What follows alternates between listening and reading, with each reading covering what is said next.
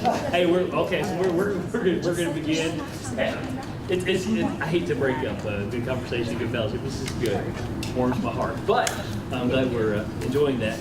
But we're going to go ahead and begin with the time of prayer, and then we'll jump into this and see what's going on here tonight. Would you pray with me?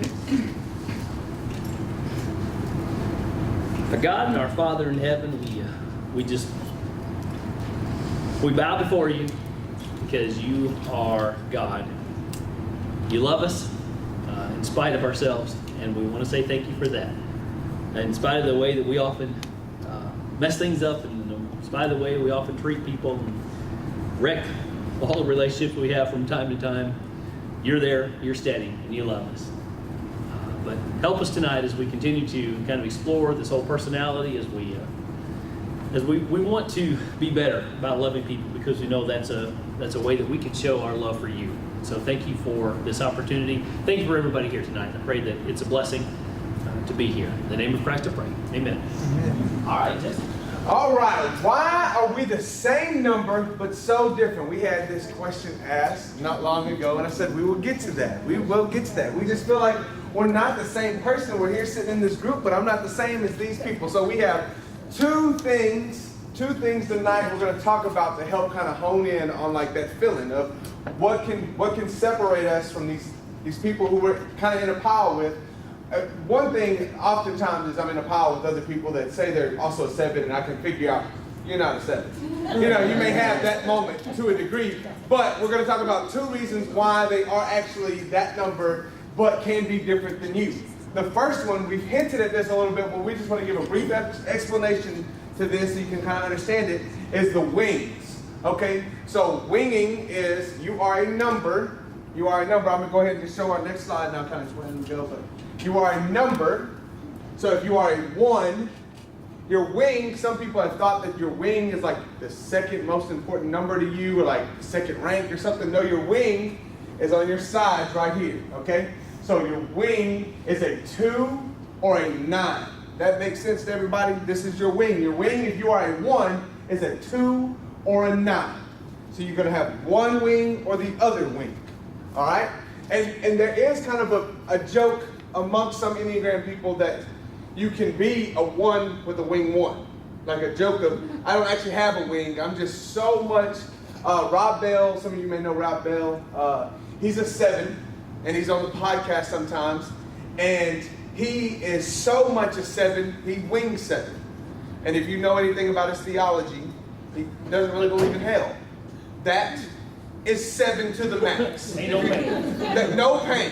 There ain't no hell, but we don't want to be trapped in pain. Like you can see how a 7 can come to that wanting to be true. But he says he's a 7 with a wing 7. All right?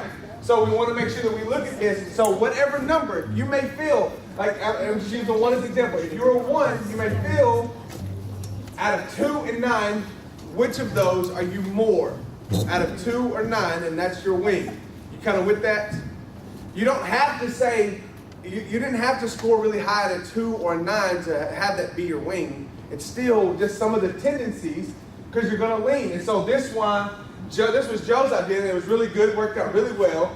And in even one of our books it says this, your personality is a color, okay? We describe our personality as a color. Well, I'm blue. You're blue. But what blue? Okay? Shades of colors vary just a little bit. What shade of 1 are you? Are you with a wing 2 here? A wing 2 here? A wing 2 here? Or are you shading this way to 9? You can see how there's very, like just a little variation can make you very different than someone else in your 1 group. Does that make sense with everybody? You want to add something right now, Joe?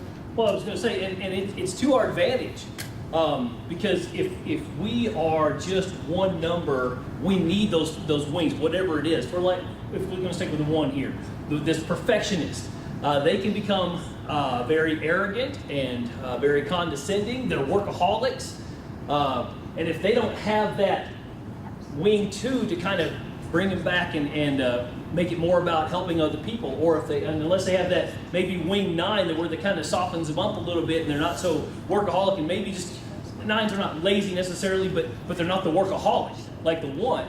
You know, we need that from side to side just to keep us from really becoming the worst part of our numbers. Yeah. If we get just honed in on that one part of our number, boy, it can really become the negative side. And so we need those others just to kind of bring some balance is really what the wings help provide for us.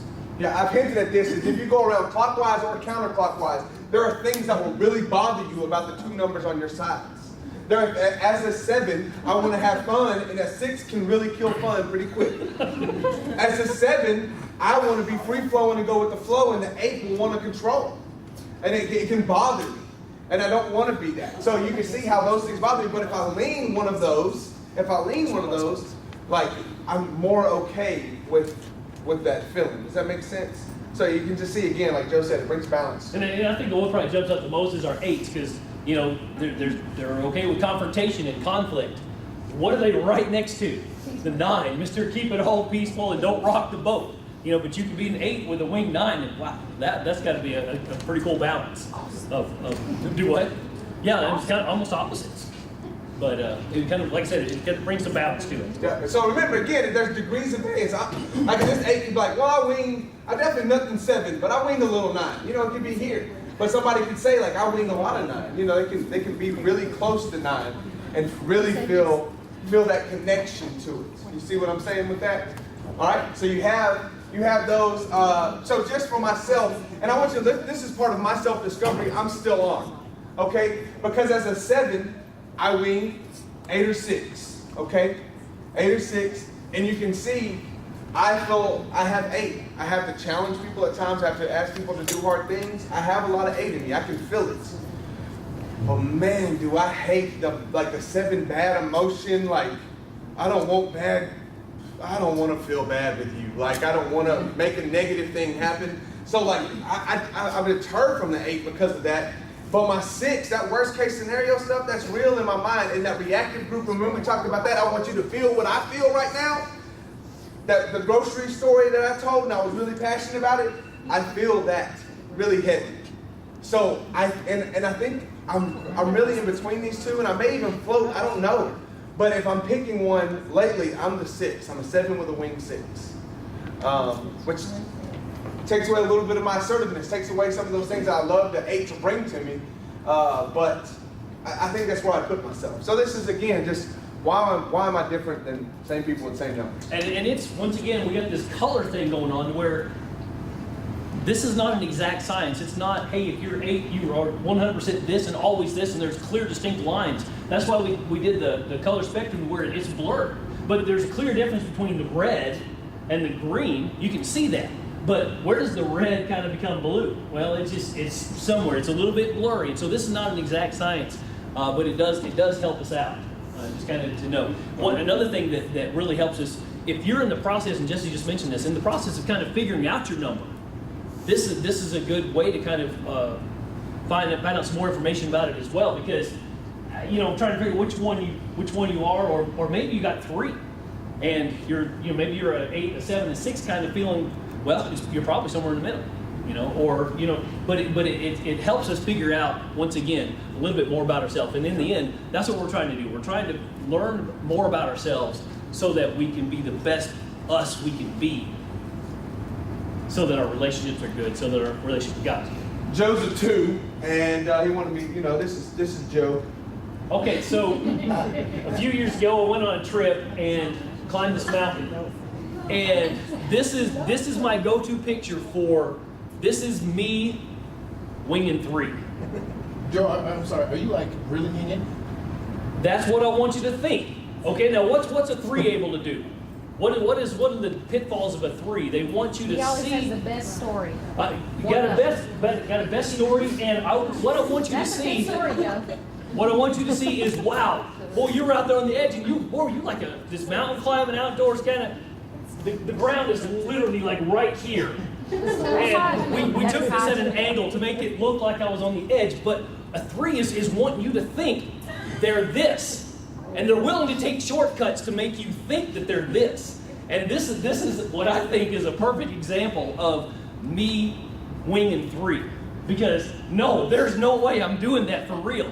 But if I can make you think that, then I've achieved something. That kind of performer kind of side of me. So And- I thought that kind of summed up my 2 wing and 3.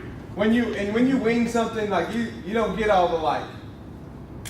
Somebody spent a lot of time in their number and they've learned how to be their number in the best way possible. Oftentimes when you wing it, you're just grasping at things over there. So Joe's kind of grabbing the negative part of 3 at that.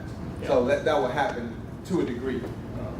So Joe's just trying to look cool. All right, so 100%. I mean, that's So that here- 3 coming out. here's our other thing. So this instinctual animal drive. So this is kind of like my big Enneagram book.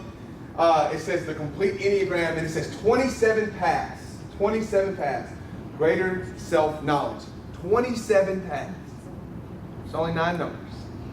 All right? Because each number has 3 animal drives. Each number has 3 instinctual variants between them. And honestly, when we get to talking about this, so remember our onion? I should put my onion back up here. We're in our layers, remember? So this is just, that's why we save it to the end, because if I threw this stuff at you at the beginning, I'm like, well, I'm lost. I don't know what you're talking about. All right, we're still lost. It's okay. It's okay. So you found out your number. There's 3 versions of your number, okay? There's 3 versions of your number. 3 different versions. Everybody falls into one of these 3 categories. Right. Every number, the 3 apply to all the numbers, but you are one of the 3 versions of the number. Okay? Does that make sense? Kind of nod your head a little bit if you wouldn't. Okay. I'm still lost, man. Joe. Okay. So 27 paths, but even on top of that, you are going to be a number with a version with a wing. So you're going to wing one way or the other. So really 54 paths. Like so you can see how different 2 sevens could be, because we're a gradient scale of what we wing, and we're going to talk about this instinctual variant right now. And so we'll kind of get rolling through here. So these are the animal drive instinctual variant. This is just naturally this is almost a basic. You can learn these 3 things and kind of pull a basic. So anybody brand new to this class, great. You can just figure out one of these 3 things that you are. Right. And I think this would be helpful to your personality. Because you can learn about this, but it's not tied to your number Yeah. in any way. It's just we're all falling into one of these 3 categories. All right, so one of the 3 is self-preservation. Your self-preservation focuses attention on and shapes behavior around issues related to survival and material security, structure, security, safety, and well-being. So you can hear these things right here. Does this make you think of a number? 6. It makes you think of the 6. So you can see if all of a sudden you're a self-preservation, say I'm a self-preservation 2, these things stand out to me, and I can maybe think I'm a 6. Because those things stand out to me. But these are really important to a 6. Now let's just take we have a self-preservation 6. Those are our real over-the-top ones about some of this stuff. Very over-the-top, to the point where it can almost bother other people. But again, we're just talking. These things are what's important to self-preservation. Okay? So survival and material security. Survival and material security.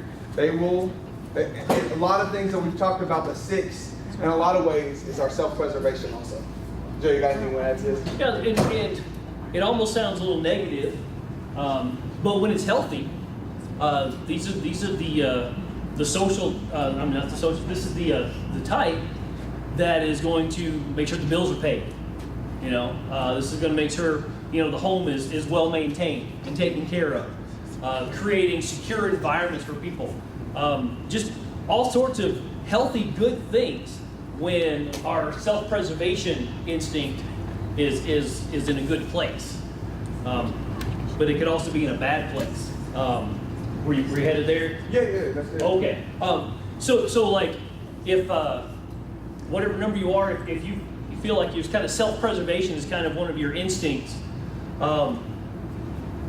you could, if it gets kind of to an unhealthy state, you can imagine obsessing over security, safety, and these physical things, to where maybe food, maybe you're stockpiling You know, the word, Zombie apocalypse. or the zombie apocalypse. I mean, you know, that's like really worst case scenario, but I mean, you can, or maybe you're just constantly concerned about health and health issues, you know, to where it's, you're worried. Or it could move into, say, eating disorders. And you can see how some of these things could be really unhealthy, but when they are healthy, you know, there's developing good skills for life. Like I said, paying bills, keeping up with the house, and you know, just creating good, secure environments for people. So it's a little bit of both. If it's in a healthy place, it's going to end well. If it's in an unhealthy place, you know, it can be bad. They watch the McDonald's videos of how chicken nuggets are made, decide to not eat chicken nuggets. That's just called normal people. No, I mean. No, it's not, Joe. Those are the All right, here we go. All right, here's number 2. So that was number 1. So you can be a self-preservation. Again, it's not a bad thing to be self-preservation. It's okay. You got the mindset, you know, number 1, you know, but again, it's hard because you're like, but Jesus, Jesse, right. Naturally, number 1. We put aside our selfish desires to follow Christ. Okay? We put aside our selfish desires to follow Christ. If number 1 is who pops in your mind, this is probably your top. All right? And then once again, these are not related to numbers. There's self-preservation across the board. Yeah, self-preservation 1, self-preservation 2, self-preservation 3. Okay, social. So this is the social one, social interaction. Attention on and shapes behavior around issues related to belonging, recognition, and relationships. Get along with the herd. This kind of sounds like a number 2, right? Anybody got a number that kind of sounds like? So 9. Okay, get along with the herd, kind of go along with it to a degree. So this is them, social interaction. They want to be involved in the crowd. They're the extroverts. They like the crowd. They like pleasing the crowd. They want to be amongst the crowd. If you're happy, I'm happy kind of people. They're really great at coming into. They're your hostesses. Okay, they're gonna host something and make it fabulous and just really get around to all the guests. Joe, do you know what instinct you are? I'm pretty sure I'm social. Right, because this feels like Joe. Like when Joe's having a cookout, invites me over to his house, and Joe just makes an effort to talk to every single person there, make sure everybody's happy. Hey, you want me to get a refill? I'm like, Joe, the drinks are like right there. I can get my own refill. But he is that. And it's not only just this kind of love of parties and love of being around people, and it's not just that. It goes beyond that. It's a kind of preoccupied with kind of being accepted, making sure that they're needed and necessary and being accepted in the world. And so they're thinking in those terms, what can I do to increase that? And so it's not just I want to be out and socialize and I love being around people kind of thing. It's a preoccupation with that being needed, being accepted. So you can see Joe being a social too, how just some of those things are amplified even more of the host mentality that Joe is. All right, so our last one, everybody's got their maturity hats on. I know. All right, sexual bonding type. So attention on and shapes behavior around issues related to the quality and status of relationships with specific individuals, one-to-one. These are our... So these are not just people who think they're sexy. No. Okay. So it is a one-to-one relationship. So these people can be extroverted. This isn't an introverted thing. These people are extroverted most of the time. But they are looking at a certain individual, and you just ever feel like you click with somebody, not like in a romantic way. You just like, I just like this person. We just really connect. We talk really well. You just kind of have a good vibe with them. And you're even just like attracted to them. Not attracted to them like sexually, because it's not all about that. But it is about... Why is it called that? Because of passion. Because of passion. And so here's the thing. And I want to talk about, this is my type. Okay? I'm a sexual 7. And... We're not going to be mature right now. I said maturity hats, y'all. This is the adult.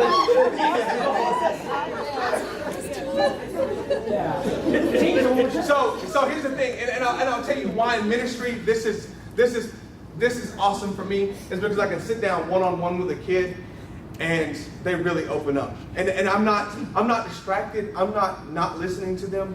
I am intent on what we have. My downfall is there are some kids that the ones that put extra effort into youth group, I've become more bonded to. And so it's like, and I can feel bad of like, I don't talk to this kid enough or this, because when I come in the room, that kid and me already have a moment. It's like they just gravitate to me. And so you can see how I have that, and that's like the sexual personality type. They're just really good in one-on-ones. And it's just funny because like, I am an extrovert, but Leslie will say, she did this, she was like, hey, can we go to this Easter egg hunt? And I was like, it's like at some random church or something. And That I'm sounds like, fun. It's supposed to sound fun. So it sounds like Easter egg, we're going to run around and have fun. I'm like, let's not do that. She's like, why? You're no 7. But I was like, if you all of a sudden throw one of my friends into the equation, I go to the Leslie.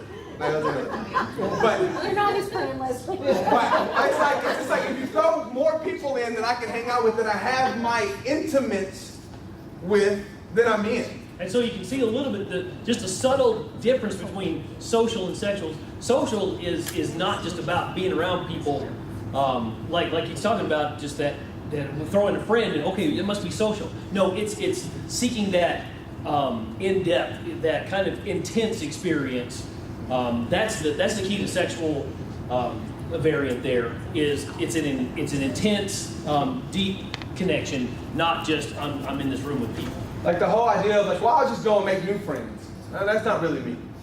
Like I would like to have the friend that goes. And some of your kids in youth group definitely have that. That's a thing as well. Is my friend going? Not that they're necessarily this type, but they could be. I gotta have that one friend that I connect to before I can go there. But the social, he usually just, I'll talk to whoever. Joe, we'll talk to whoever. Yeah. He's friends to everybody. Everybody. But it's an attraction to intense experiences, and so it doesn't necessarily have to be people. It could be skydiving. It could be a great movie, a good book. It could be anything that gives you that same charge as that sexual drive. Anything that kind of gives you that real intense, exciting feeling that you want. And so it could be different things. It doesn't, like I said, it's not just like in terms of sexual. It's not just that. It's just this intense feeling, this intense experience that you're after. Passion, intensity. And so you can see again where we kind of talk about numbers, like does it sound like somebody at sexual 8, like they're very intense people. Because they already are about intensity, and remember their vice, they're kind of like their struggle lust, but it's about a lust for passion. But if this is them and they're seeking that, they're just very intense people. So you can see how that just kind of builds on top of it. So those are our 3. Like, we got any questions about it? I know it's kind of like, again, we're off our numbers and on just the 3 types that we then plug on top of our numbers. But it definitely shapes who you are, and you can see why you're different than other people. One thing I wanted to add to this is we're all a little bit of each of these. Think of it like a 3-layer cake. There's going to be one on top that comes out on top, and there's one that's going to be one that's on the very bottom, and there's going to be one that's not so much. Like when we start talking about the different numbers and we relate to a lot of the things about parts of different numbers. Yeah, there's a lot of us in all these different numbers, just like the same as there's a lot of us in each of these 3 variants, in each of these 3 instincts. But there's one that kind of rises to the top. I like to think of it in terms of a lot of times it'll play out this way in your professional life. You kind of gravitate towards the social side. In your relationships and in your partnerships, you kind of relate more towards the sexual side. And then in your moments of just by yourself and when you're in your solitude and when you need to withdraw, that's more of the self-preservation side that comes out. But there is one that's going to be more dominant than the others within you. So you see yourself in those? Yes or no? Confused? Yes. All right, I'm going to do this. So this is the 7 section. I only picked this because I can talk to it. I can't talk to your numbers, obviously. So I'm going to read the 7 section, the 3 kind of types. And so there's a counter type to each also. So there's one of the 3 that doesn't really line up with the number itself. It doesn't make sense to fit on top of that number. And I wanted you to know that I thought at first I was a social one because I'm very extroverted. I thought I'd be the social one. It just made sense for me to be the social. And when I was reading this book and reading our other book, I was like, I don't think I'm the social one. And it started making a lot of sense. And it's the counter type actually to 7. 7s are kind of selfish. And when you're social, you put others' needs in front of you. So it doesn't line up with who a 7 is normally. So that's why it's the counter type. So I'm just going to go through these. Self-preservation 7. A self-preservation 7 expresses gluttony. Remember, that's my struggle. Expresses gluttony through making alliances and creating opportunities for gaining an advantage. They're self-interested. The 7s find safety through networking. Remember, I'm looking for safety, so I'll find safety through networking and being alert to opportunities that support their survival. Their nickname is the Keeper of the Castle. It refers to the way of establishing a network of allies through which they create safety and satisfy their needs. Cheerful, they have a lot of love and pleasure and tend to get what they want. So this networking strategy, you can say, remember, safety, security, this is what he's looking for. He's going to come up with a networking strategy to do that, self-preservation. If I have a big network, I'm going to be taken care of. You can see that. If I have a big network, if I'm self-preservation, this is how I'm going to be self-preserve myself, is have a network of people that I know will take care of me. All right, so the social 7, this is the counter type. As the counter type, the social 7 goes against gluttony through conscientious effort to be a service to others. So he's kind of pushing his gluttony down to become a service to others, conscious of wanting to avoid and exploiting others. They have a need to be good and pure and to sacrifice their own needs in supporting the needs of others. They have a passion for being seen as good for the sacrifice of their own desires. They express the idea and make their virtue of getting by on a little. So again, they are trying to counter that gluttony so hard that they are social. So that's their thing, is I got to get that gluttony out of my way. And this one was me. It's suggestibility, sexual 7. Sexual 7s express gluttony through the need to imagine something better than ordinary reality. Gluttons for things of the higher world. They are idealistic dreamers with a passion for living in their imaginations. Sexual 7s look at things with optimism for someone who is in love. Of someone who is in love. They see the world through rose-colored glasses. Suggestibility refers to being somewhat naive and easy to hypnotize, lighthearted and enthusiastic. They focus on exciting possibilities and pleasurable fantasies. And this line right here is when I knew this was me. It says, and they believe they can do everything. Remember, we tend to be arrogant and tend to have some of that stuff, but like I really do believe if you give me a task, I will accomplish it. I just believe in this higher world, and I think a lot of that is like why I love the idea of God so much, is because it fills all this for me. It fills all of this. In his kingdom, and the idea of the perfect world one day, and living in his kingdom. That's rose-colored glasses for some people, but to me, that's how I see it. And I can't wait to experience that one day. So I can see why when I look back on my teenage self, why the idea of Jesus dying for me and offering me eternal life was so appealing. Lighthearted and enthusiastic too, definitely, for sure. Rings true. So, sorry you had to endure a 7 moment. That was some 7 stuff. But That was painful. right. So you can see, just again, if you want to look at that book like on your way out, like, hey, can I read my things? Yeah, sure, great. You're welcome to. And again, I can show you that book at the end too if you want to pick it up and just kind of look at those. It's not, remember, we found our number. That was the goal of our class, kind of figure out our number. These are just a few more layers on top of that as we kind of start coming into the home stretch of our class. We got 2 more, and those are 2 really good classes, like especially next week. If you never not missed a class, don't miss next week. We're gonna talk about some spiritual discipline stuff, and it's gonna be really good. But so we're on time. All right, so we walk into a room again. So when we were introducing the numbers, we kind of said, you know, when this number walks into the room, this is kind of what they're experiencing, or this is what they're kind of looking for. Now let's take a look through those 3 types. Remember, you got the self-preservation, the sexual, and the social. And actually, what I want to do, because we've got time to do this, which is a rare thing in this class. We've got time to do this. You've got little various sizes of groups here. Here's what I want you to do. I want you to when a self-preservation instinct person walks into a room, what are the things that are going to drive them? What are the things that they're going to be noticing? What are the things they're going to be looking for? Well, let's start with that one. Discuss it for 30 seconds in your group. Go. Self-preservation walks into a room. What are they looking for?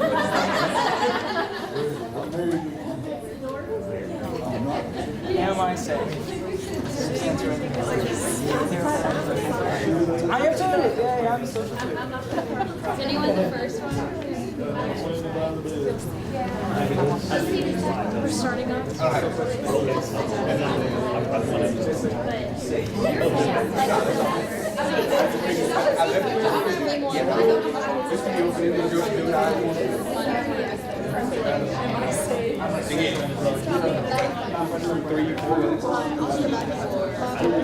I'm looking for somebody I know.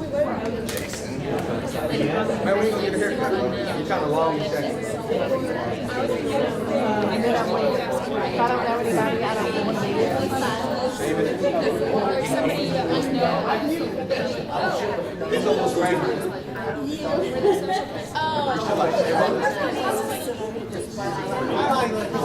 Okay. All right. So self-preservation. What are going to be some of the things that they notice and pay attention to as they enter a room? Are they safe? Okay. Are they safe? All right. Fire code. Yeah. Okay. Too many people in this room. Our six over here. Do I know anybody? Self-preservation. Think about what are they worried about? What are they concerned with and consumed with? Their environment. Their environment. What are some of the things that affect the environment? Is it too hot or too cold? Okay, yeah, temperature. Is it comfortable in here? Self-preservation. They'll come in the room and just like they'll mention to a couple people, it's like it's kind of cold, ain't it? Like it's like go over here check the. It's 60 degrees in here. You know, they'll just make sure a couple people know. Okay, is there, where's the bathroom? Hey, if I need to use the restroom. Is there a comfortable place to sit? They're looking around going, what's the environment? It's got to be they want to make it comfortable. They want to kind of survive in a room. There's not any like life-threatening things, but what are the things that make the environment more welcoming? So a comfortable chair. Where's the if it's a meal time? Where's the food? Where's the snack table? Where's the coffee pot? Those kind of things. Right? In youth group terms, me and Jonathan did this when we studied this part. We started doing this for our youth group trips, and in youth group terms, the question is where are we going? Most of the time, it's where are we going? Like, I just need to know, like, are we sleeping in a tent? Are we sleeping in a cabin? Are we sleeping in the hotel? Like, they want to know, what are we going to eat? Are we like stopping at McDonald's? Or are we stopping at Olive Garden? Like they want to know those things. So those are youth group questions for my self-preservation. What was like normal questions? All right. We never stopped at Olive Garden. My goodness. Okay. Now consider the social. The social variant walks into a room. Now, remember the subtle differences between the sexual and the social, as far as how they're dealing with people and stuff. So see if you can kind of talk it up in your groups. What's the difference when they walk into a room? When social walks into a room, what are they looking for? Go. Yeah. Right. Yeah. That's expected. And if I'm upset, like I said to somebody upset, it's like, if I'm uncomfortable with that, I'll go help them, but if I'm not, it's like,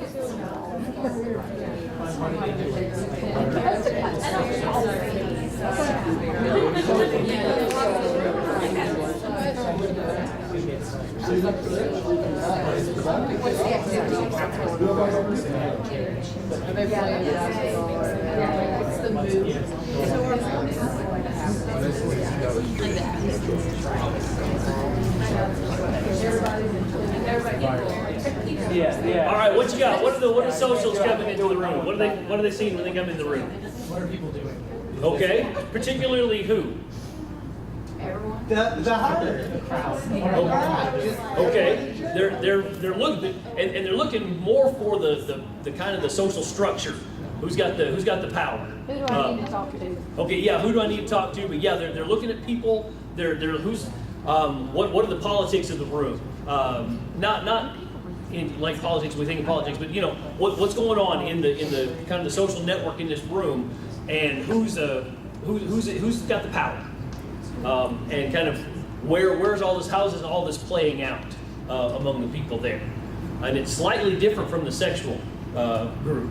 So and they're going to as they come in now. Remember the social is about being accepted and finding acceptance, and so you know they're going to try and work their way into those places. They're going to try and be around the powerful. They're going to try and be around the people that meet those needs in that setting, which is slightly different from the sexual as far as entering a room. So we'll talk that one next. Sexual variant walks into the room. Well, hold on, wait. Okay, go ahead. The youth group questions for this one. Youth group questions for this one is, there's two of them. One is, how many people are going? Because if it's just like 2 or something, I'm not showing up to that. And they're the what are we doing people. Because they want to know if socially they're going to have a good time doing what we're doing.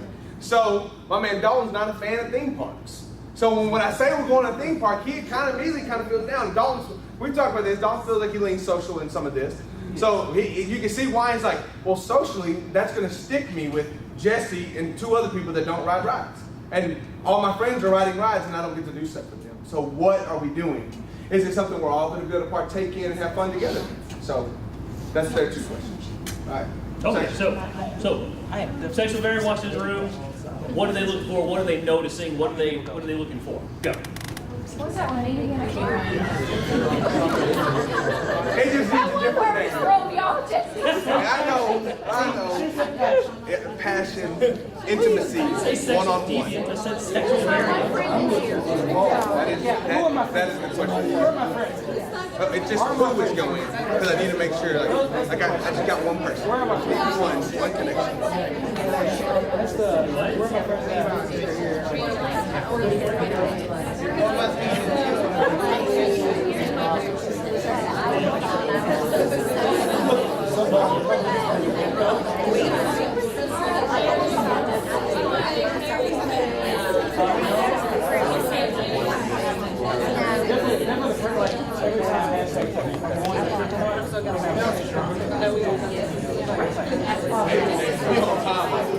We got time. We got it. Go ahead in there.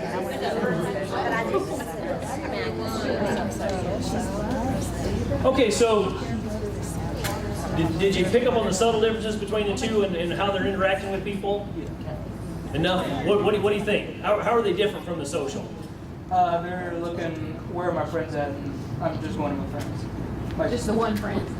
Okay. like 2. They're not necessarily looking for the powerful. I just need one. They're not going to find the host at the party. Who are they going to look for? Do what? Sorry. Okay, maybe. No, the answer I is think no. they're looking for the one person that they're going to hang out with the whole time, versus the social is going to go talk to lots of people to figure out the. They're looking for the most interesting person. Yeah. And that doesn't have to be the most powerful person. They're looking for someone that piques that interest. And it's not necessarily in a sexual way. That's not what this is about. But it is about that intense kind of experience.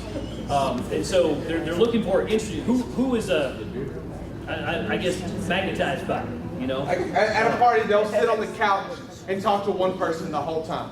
We've been here 2 hours, and I sit at the table at the couch, and I just talk to one person the whole time.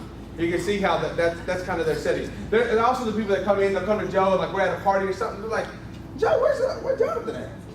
Where's Allison at? You know, I'm going to name off the people that I was hoping to hang out with. Or they walk in and be like, where's everybody at? And there's a room full of people. And they're fine. The people they want to hang out with are not there. And it's like, my teens do that. They show up and we'll have 40 people at something like, there's just a lot of people missing. There's like 3 key people missing that you think of in this moment. And so their questions are, their questions are, it's just really who is going specifically. And I've had some great youth group things where it's just me and 4 kids going. But you can tell that they're in. Because they just have that connection with one another and they just have a great time. Doesn't matter about how many or what we're doing or any of that. It's like, as long as we're with each other, we're gonna have a great time. That's kind of their mentality. So you can see that with that. All right. Well, I mean, that was just like I said, it's another layer. We talked about this even being kind of a 3-layered cake that we've got a little bit of each of them in us. And there's different parts of our lives that kind of fluctuate a little bit, but one kind of rises to the top. I don't know if you saw that in yourself tonight or not. That's for you to decide. But I hope it was helpful because it crosses, like I said, it crosses every number.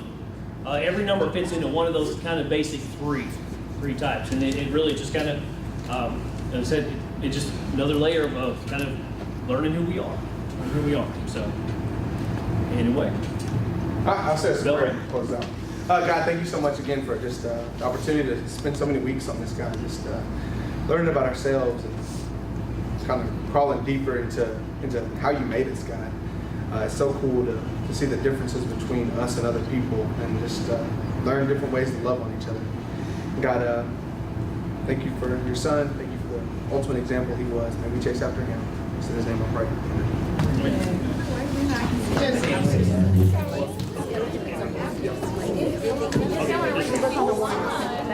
Yeah.